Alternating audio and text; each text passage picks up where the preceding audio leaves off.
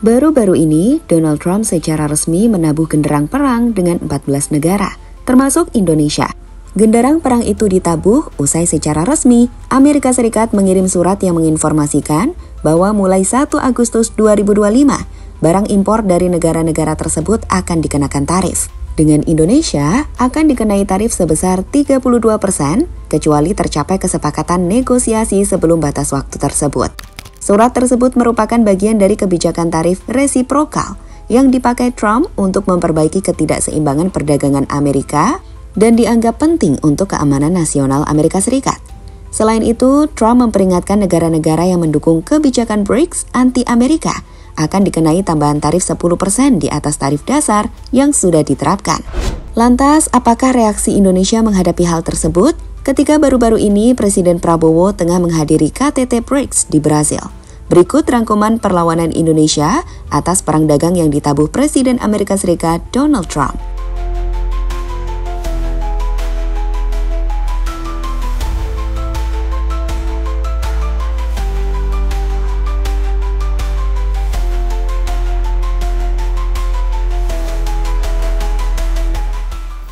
Ya, resmi.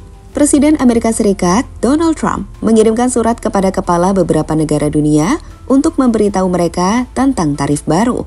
Salah satunya dikirimkan kepada Presiden Indonesia, Prabowo Subianto. Dalam akun Truth Social-nya, Trump menyebut bahwa hubungan Indonesia dan Amerika Serikat harus dapat berjalan baik dengan perdagangan yang fair. Ia bahkan menyebut defisit yang dialami Amerika Serikat dalam perdagangannya dengan Indonesia membuat hubungan kedua negara jauh dari apa yang disebutnya sebagai resiprokal. Sebagai info, berdasarkan laporan dari pemerintah Amerika Serikat, perdagangan barang Amerika Serikat dengan Indonesia diperkirakan mencapai 38,3 miliar US dollar pada tahun 2024. Dengan ekspor barang Amerika Serikat ke Indonesia pada tahun 2024 mencapai 10,2 miliar US dollar. Sedangkan impor barang Amerika Serikat dari Indonesia mencapai 28,1 miliar US dollar pada tahun 2024. Dalam hal ini, Amerika Serikat nggak senang karena ada defisit perdagangan barang Amerika Serikat dengan Indonesia yang mencapai 17,9 miliar US dollar pada tahun 2024. Dan untuk itu, Trump secara eksplisit menuding bahwa Amerika Serikat dirugikan oleh tingginya impor dari Indonesia dibanding ekspor Amerika Serikat ke Indonesia. Namun penting dicatat bahwa defisit tersebut bukan karena Indonesia melakukan langkah agresif, melainkan lebih karena perbedaan struktur perdagangan.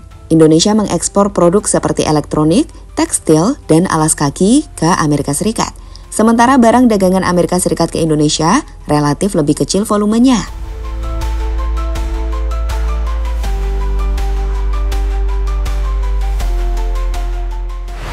Oh iya, selain mendapatkan ancaman tarif 32%, Indonesia juga mendapatkan ancaman tarif tambahan sebesar 10%. Ini karena Indonesia bergabung dengan BRICS, aliansi atau organisasi yang bertentangan dengan Amerika Serikat atau G7. Seperti kita tahu, Trump menolak elemen-elemen dalam kebijakan BRICS yang mengusulkan penggunaan mata uang non-dolar dalam perdagangan multilateral. Ia pernah menyebut bahwa jika negara-negara BRICS mencoba mengganti dolar sebagai cadangan devisa, ia akan mengenakan tarif sebesar 100%. Ini jelas menjadi ancaman perang secara terbuka dari Trump pada Indonesia dan negara anggota BRICS. Lantas, apa yang akan dilakukan Indonesia? Sejauh ini, Prabowo nampak tak terpengaruh dengan ancaman-ancaman dari Amerika Serikat. Alih-alih mendekat ke kubu Amerika, Prabowo justru terlihat semakin percaya diri mendekatkan diri ke arah regional timur. Prabowo hadir sebagai tamu kehormatan di St. Petersburg International Economic Forum pada 18 hingga 19 Juni 2025 bertemu Presiden Putin untuk menjalin kerjasama strategis dan pembentukan dana investasi bersama senilai 2,9 miliar US dollar antara Lembaga Sovereign Fund Indonesia dan Russia Direct Investment Fund. Saat itu, Prabowo bahkan memilih untuk tak menghadiri undangan G7 yang dipimpin Amerika Serikat.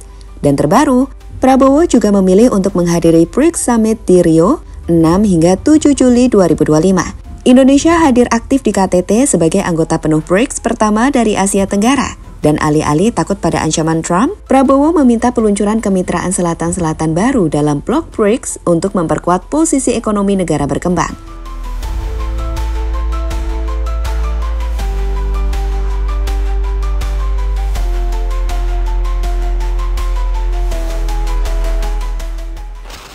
BRICS dan Indonesia melawan. Nem acho que eu deveria comentar, porque eu não acho uma coisa muito responsável e séria presidente da República de país do tamanho dos Estados Unidos ficar ameaçando o mundo através da internet. Não é correto. Sabe? Ele precisa saber que o mundo mudou. Sabe? Não queremos imperador. Nós somos países soberanos. Se ele achar que ele pode taxar, os países têm o direito de taxar também. Pada KTT BRICS di Rio de Janeiro 6 hingga 7 Juli 2025, Lula yang merupakan Presiden Brasil sekaligus Presiden BRICS menanggapi ancaman tarif Trump dengan dunia tidak ingin lagi dipimpin oleh satu kaisar yang mengancam tanpa tanggung jawab. Ia menyebut negara-negara anggota BRICS adalah berdaulat dan tidak ingin tunduk pada dominasi politik atau ekonomi satu kekuatan. Dan pada akhirnya, jika Amerika Serikat menggunakan tarif sebagai alat tekanan, negara lain juga memiliki hak untuk membalas dengan tarif mereka sendiri. Saat ini, BRICS dan Indonesia belum mengambil langkah agresif seperti balas-membalas secara langsung, tapi lebih menyuarakan posisi kedaulatan, reformasi sistem global, dan ketidaksetujuan terhadap tarif sepihak. Mereka lebih membuka dialog dan meningkatkan kerjasama ekonomi, bukan retaliasi dagang. Saat ini sendiri Indonesia mengirim Airlangga Hartarto, Menteri Koordinasi Bidang Perekonomian, ke Amerika Serikat untuk memimpin negosiasi penting sebelum tenggat diplomatik pada 9 Juli terkait ancaman tarif 32% dan kemungkinan tambahan 10% jika Indonesia dianggap selaras dengan kebijakan anti-Amerika BRICS. Pendekatan Indonesia adalah melalui negosiasi konstruktif dan diplomasi ekonomi. Pemerintah Indonesia menegaskan bahwa meski menghadapi tekanan, mereka tetap menerapkan kebijakan pragmatis, menyeimbangkan hubungan antara Amerika Serikat dan aliansi global seperti BRICS dengan tetap menjaga kedaulatan dan kepentingan nasional. Dalam sebuah interview di Rusia beberapa waktu lalu, Prabowo sendiri pernah mengatakan, Indonesia tidak ingin terjebak dalam dikotomi Barat dan Timur. Kita akan berdiri di tengah dengan kepala tegak dan bermitra dengan semua pihak secara adil. Prabowo, SPIF 2025.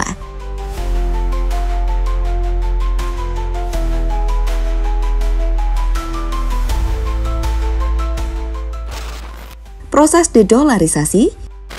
Salah satu faktor utama kenapa Amerika Serikat menyerang negara-negara BRICS adalah upaya BRICS untuk melakukan dedolarisasi. Jadi, dedolarisasi adalah proses mengurangi ketergantungan terhadap dolar Amerika Serikat dalam perdagangan internasional, cadangan devisa, dan transaksi lintas negara. Tujuannya menciptakan sistem keuangan global yang lebih multipolar, mengurangi dominasi tunggal Amerika Serikat.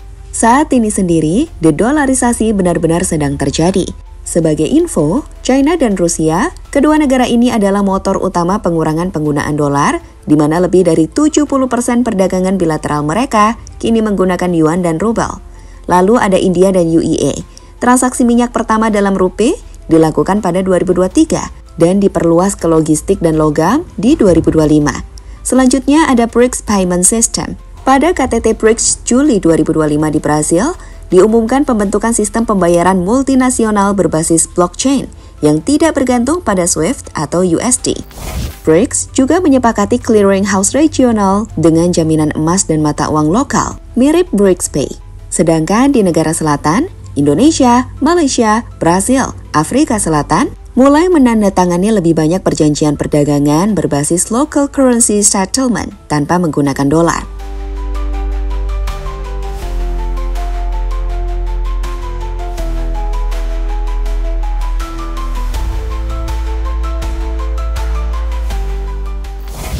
Pada akhirnya, dengan upaya untuk mengurangi dolar, kedaulatan ekonomi suatu negara akan lebih kuat.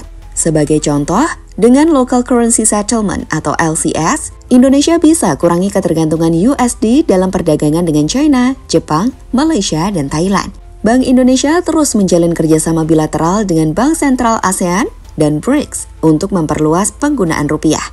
Indonesia tidak perlu terlalu khawatir saat The Fed menaikkan suku bunga atau dolar menguat tajam. Dan pada akhirnya, Indonesia juga bisa mendapatkan akses investasi baru dari BRICS dan Timur. BRICS mendorong pembiayaan infrastruktur dan energi berbasis non-dolar.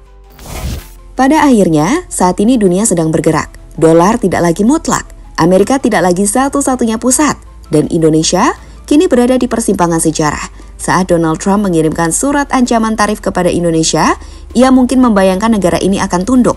Tapi yang terjadi justru sebaliknya. Presiden Prabowo tidak hanya menolak tekanan itu, tapi memilih berdiri sejajar dengan kekuatan baru dunia, BRICS. Indonesia tidak membalas ancaman dengan kemarahan, tapi menjawabnya dengan diplomasi, kerjasama regional, dan keyakinan kuat atas kedaulatannya. Di tengah guncangan tarif, perang mata uang, dan upaya dominasi ekonomi, Indonesia tidak menutup pintu kepada siapapun, tapi juga tak akan membiarkan siapapun mendikte arah masa depannya. Kini saat dunia perlahan mulai meninggalkan ketergantungan pada dolar dan sistem lama mulai bergeser, satu pertanyaan besar muncul. Apakah Amerika siap hidup di dunia yang tidak lagi tunduk? Dan lebih penting lagi, apakah Indonesia siap bersaing di dunia yang setara? Hanya waktu yang akan menjawab. Tapi satu hal pasti, genderang perang tarif telah ditabuh dan Indonesia tidak mundur.